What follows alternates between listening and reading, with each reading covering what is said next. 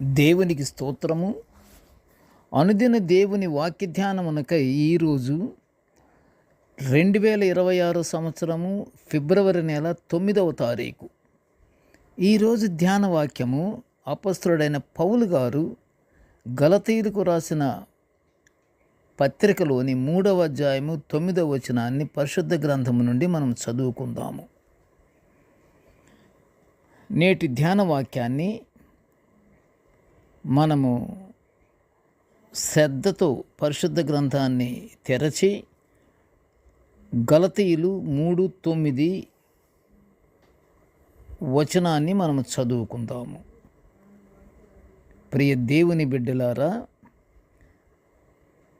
క్రీస్తు ప్రభు వారి ప్రశస్త నామములో మీ అందరికీ శుభములు దీవెనలు కలుగునుగాక.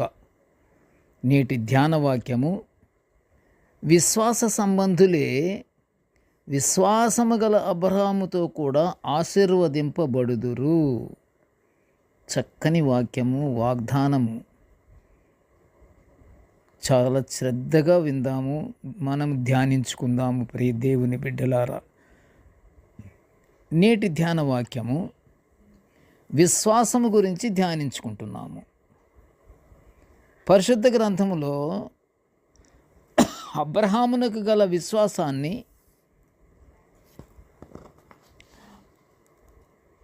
ఆయన విశ్వాసము గొప్పదే కాదు, అసలు ఆయన విశ్వాసులకు తండ్రి. ఆయన గల విశ్వాసాన్ని బట్టి ఆయన విశ్వాసులకు తండ్రి అని పిలువబడ్డారు. ప్రియ దేవుని బిడ్డలారా, నేటి ధ్యానవాక్య ప్రకారంగా విశ్వాస సంబంధులే అబ్రహాము దీవించబడినట్లు వారు దీవించబడతారు. అబ్రహాము దీవెన అంత గొప్పది. సాక్షాత్తు అబ్రహాము ఎవరు? దేవునికి స్నేహితుడు. హల్లెలూయా! ఎంత గొప్ప మాట! అబ్రహాము ఏకంగా విశ్వాసులకు తండ్రి, ఆయన దేవుని స్నేహితుడు. అబ్రహాము విశ్వాసము వలన దేవుడు అబ్రహామును ఎన్నుకున్నాడు. కాబట్టి అబ్రహాము సంతతి వారు, అబ్రహాము సంతతి వారంటే ప్రియ దేవుని బిడ్డలారా, మనం చెప్పుకున్నాం. ఇప్పుడు అబ్రహాము సంతతి వారంటే ఎవరు? విశ్వాస సంబంధులే విశ్వాసము గల అబ్రహాముతో కూడా ఆశీర్వదింపబడిన వారు. ఓకే, అబ్రహాము సంతతి వారు దేవుని పిల్లలని పరిశుద్ధ గ్రంథము సెలవిస్తుంది. విశ్వాసము వలన దేవుని కుమారులై ఉన్నారని కూడా అపొస్తలుడైన పౌలు గారు గలతీయుల సంఘానికి రాసిన పత్రికలో 3వ అధ్యాయం 26లో మనం చూస్తున్నాము. విశ్వాసము కలిగి ఉండుట ఎంత దీవెనకరమో మనకి చక్కగా అర్థమవుతుంది. మత నియమాల, మతాచారాలు నిష్ఠగా పాటించడం. ప్రియ దేవుని బిడ్డలారా, మత నియమాలు, మతాచారాలు నిష్ఠంగా పాటించడం, అంతేకాదు మంచి పనులు చేయడం, రక్షణానుభవం లేకుండా వాక్యాలు చదవడం, మందిరాలకు క్రమం తప్పకుండా వెళ్ళడం, వీటి ద్వారా దేవుని ఆశీర్వాదాలు పొందుకోవచ్చని మనుషులు ప్రతి ఒక్కరు అనుకుంటారు. ఇవి సరిపోతాయి, వేళకి టైంకి మనం ఆలయానికి వెళ్ళాలి. అబ్బా, ఎంత గొప్ప మాట! మనం దేవుని ఆలయానికి వెళ్ళి అక్కడ దైవజనుడు చెప్పే మాటలు వినాలి. ఏమింటారు?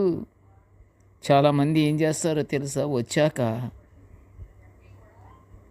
ఇంటికి తలుపేసి వచ్చామా,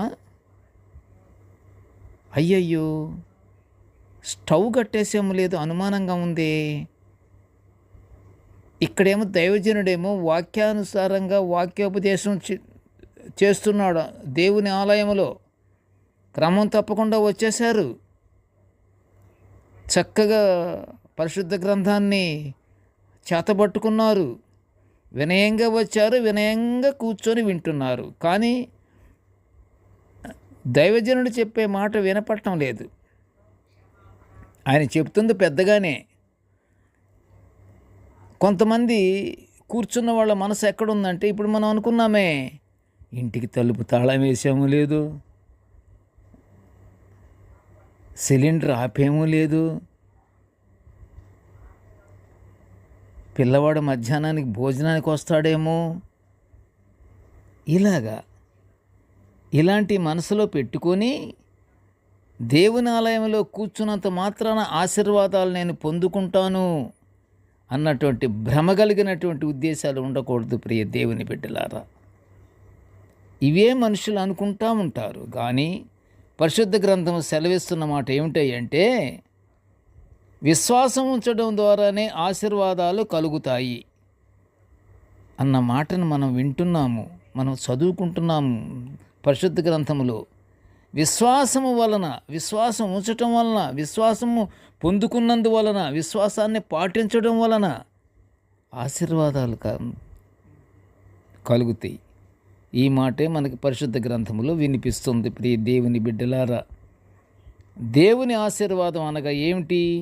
గలతీయులకు రాసిన పత్రిక 3:13 ఒకసారి మీరు చూడండి. పౌలు గారు చాలా శ్రద్ధగా మాట్లాడుతున్నాడు, శ్రద్ధగా చెప్పాడు. శ్రద్ధగా చెప్పిన సలహాలు విందాం. పౌలు గారు చెప్పిన మాటను మనము గుర్తు చేసుకుందాము. ఆనాడు అబ్రహాం దేవుని నుండి పొందిన ఆశీర్వచనము యేసుక్రీస్తు ద్వారా అన్యజనులకు కలుగుటకై క్రీస్తు ప్రభువు మన కోసం శాపమై మనలను ధర్మశాస్త్రం యొక్క శాసనం నుండి విమోచించాడు. ప్రియ దేవుని బిడ్డలారా, ఎంత ప్రేమగల తండ్రి! మనము ఎక్కడ అన్యాయం అవ్వకుండా డైరెక్ట్గా మనము దేవుని దగ్గరికి, పరలోకానికి వెళ్ళే మార్గంలోకి మనం నడిపించటానికై ప్రభువారు ఏం చేశారు? ఆయన ధర్మశాస్త్రం యొక్క శాపము నుండి మనల్ని విమోచించేసేసాడు. దేనివల్ల? సిలువపై ఆయన అమూల్య రక్తాన్ని చిందించినందువల్ల. ఆయన ఎవరి కోసం చిందించాడు? ప్రజల యొక్క శాపము నుండి విమోచించాడు. ప్రజలు శాపములో, అంధకారములో కొట్టుకులాడుతున్నారని ఆయన శాపము నుండి మనల్ని విడిపించాడు. అబ్రహాము కూడా ఆశీర్వచనము యేసుక్రీస్తు ద్వారానే పొంది ఉన్నాడు. యేసు ప్రభు వారి శిలువ మరణము వలన అబ్రహాము ఒక్కడికే కాదు ప్రియ దేవుని బిడ్డలారా, అబ్రహాములాగా విశ్వసించిన ప్రతి ఒక్కరూ, అన్ని జనులకు కూడా ఆశీర్వచనం కలుగుతుంది. హల్లెలూయా, ఆమేన్, హల్లెలూయా. యేసు ప్రభు వారి శిలువ మరణము ఒక్క అబ్రహాము గురించే కాదు, అబ్రహాములాగా విశ్వాసం కలిగినటువంటి అన్ని జనులకు కూడా ఆశీర్వచనము కలుగుతుంది. చూసారా ప్రియ దేవుని బిడ్డలారా, మనము విశ్వాసమును కలిగి దేవునికి మన జీవితాలను అప్పచెప్పి మనము నిత్యము సాతాను ప్రలోభాలకు పడకుండా, ఏ కష్టం వచ్చినా, బాధ వచ్చినా, ఆనందం వచ్చినా సరే, కష్టాలు వచ్చినా సరే, దిగులు విచారాలు అవెంతటవే మనలో చేరినా సరే, ఏమి లేదు, మనకి యేసయ్య ఉన్నాడు.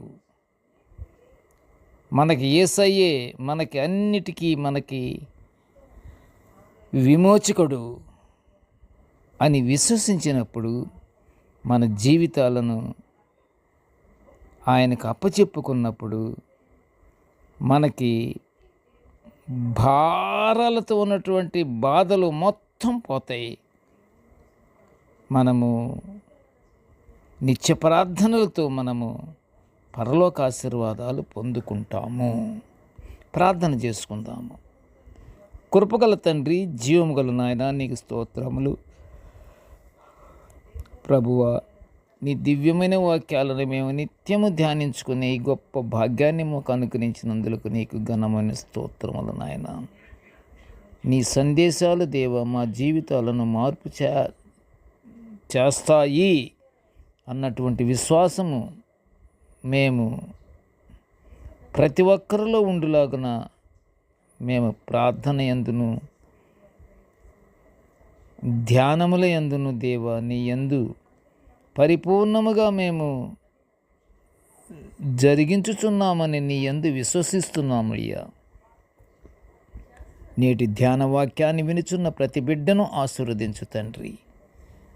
మేము ఎల్లప్పుడూ నీ యందు విశ్వాసముంచి నీ పరలోకాశీర్వాదాలు పొందుకునే భాగ్యాన్ని మాకు అనుగ్రహించమని ఈ మనవులన్నీ యేసయ్య పుణ్యనామమున వినయముగా వేడుకొనుచుంటున్నాము తండ్రి. ఆమెన్.